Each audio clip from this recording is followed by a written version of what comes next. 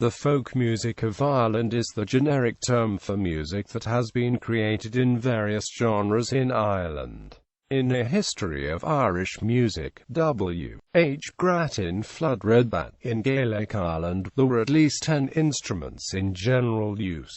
These were the crwt and clairseach, the timpan, the feeden, the buin, the gathbina, the benbuabal and corn, the quislena, the stock and sturgeon, and the cnamha. There is also evidence of the fiddle being used in the 8th century. There are several collections of Irish folk music from the 18th century, but it was not until the 19th century that ballad printers became established in Dublin. Important collectors include Colm O'Loughlin, George Petrie, Edward Bunting, Francis O'Neill, James Goodman and many others. Though solo performance is preferred in the folk tradition, bands or at least small ensembles have probably been a part of Irish music since at least the mid-19th century, although this is a point of much contention among ethnomusicologists. Irish traditional music has survived more strongly against the forces of cinema, radio and the mass media than the indigenous folk music of most European countries. This was possibly because the country was not a geographical battleground in either of the two world wars. Another potential factor was that the economy was largely agricultural, where oral tradition usually thrives. For the end of the Second World War until the late 50s, folk music was held in low regard. Comhaltas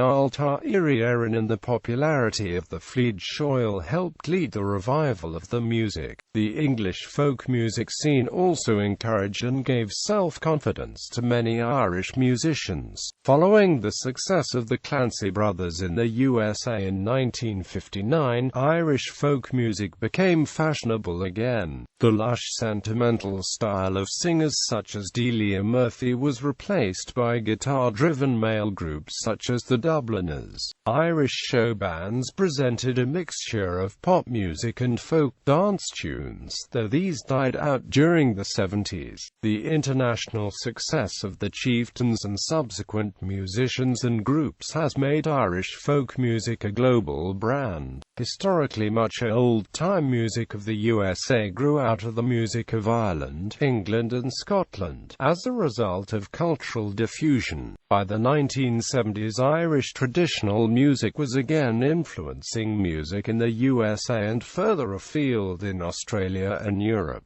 It has occasionally been fused with rock and roll, punk rock and other genres. Music for singing. Like all traditional music, Irish folk music has changed slowly. Most folk songs are less than 200 years old. One measure of its age is the language used. Modern Irish songs are written in English and Irish. Most of the oldest songs and tunes are rural in origin and come from the older Irish language tradition. Modern songs and tunes often come from cities and towns. Irish songs went from the Irish language to the English language. Unaccompanied vocals are called sean-nós and are considered the ultimate expression of traditional singing. This is usually performed solo. Sean-nós singing is highly ornamented and the voice is placed towards the top of the range. A true sean-nós singer will vary the melody of every verse, but not to the point of interfering with the words, which are considered to have as much importance as the melody. To the first-time listener, accustomed to pop and classical singers, sean-nós often sounds more Arabic, Persian, or Indian than Western. Non-sean-nós traditional singing, even when accompaniment is used, uses patterns of ornamentation and melodic freedom derived from sean-nós singing, and, generally, a similar voice placement. Cawa-anad songs. Cawa-anad, K-I-N, is Irish for a lament, a song which is typified by lyrics which stress sorrow and pain. Traditionally, the Cawa-anad song contained lyrics in which the singer lamented for Ireland after having been forced to emigrate due to political or financial reasons. The song may also lament the loss of a loved one. Many counter songs have the roots basis in the Troubles of Northern Ireland, with particular reference to the presence of the British military during this period. Examples of counter songs include Far Away in Australia, The Town I Loved So Well, and Four Green Fields. Counter singers were originally paid to lament for the departed at funerals, according to a number of Irish sources. Music for dancing. Irish traditional music was largely meant for dancing at celebrations for weddings, saints' days, or other observances. Tunes are most usually divided into 2 8-bar strains, which are each played as many times as the performers feel is appropriate. Irish dance music is isometric. This makes for an eminently danceable music, and Irish dance has been widely exported abroad. 8-time, as well as imported waltzes, mazurkas, polkas, and Highlands are barn dances. 8. The forms of jig danced in hard shoe are known as double or treble jigs, and the jigs danced in gillies, pomps, slippers, light shoes are known as light jigs. 4. Tune mostly found in the Sligo Bluashire area, at the border of Cork and Kerry, in the south of Ireland.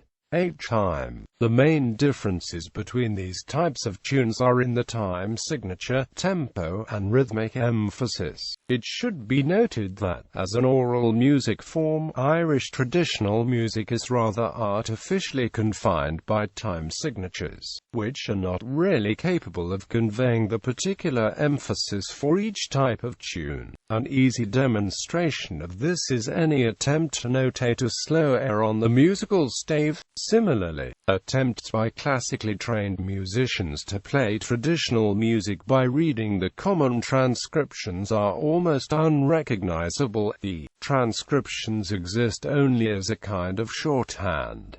The concept of style is of large importance to Irish traditional musicians. At the start of the last century, distinct variation in regional styles of performance existed. With increased communications and travel opportunities, regional styles have become more standardized, with soloists aiming now to create their own unique, distinctive style, often hybrids of whatever other influences the musician has chosen to include within the style. Due to the importance placed on the melody in Irish music, harmony should be kept simple, and instruments are played in strict unison, always following the leading player. True counterpoint is mostly unknown to traditional music, although a form of improvised countermelody is often used in the accompaniments of bouzouki and guitar players. Much of the local character of a style comes from the type of decoration that is added to a tune.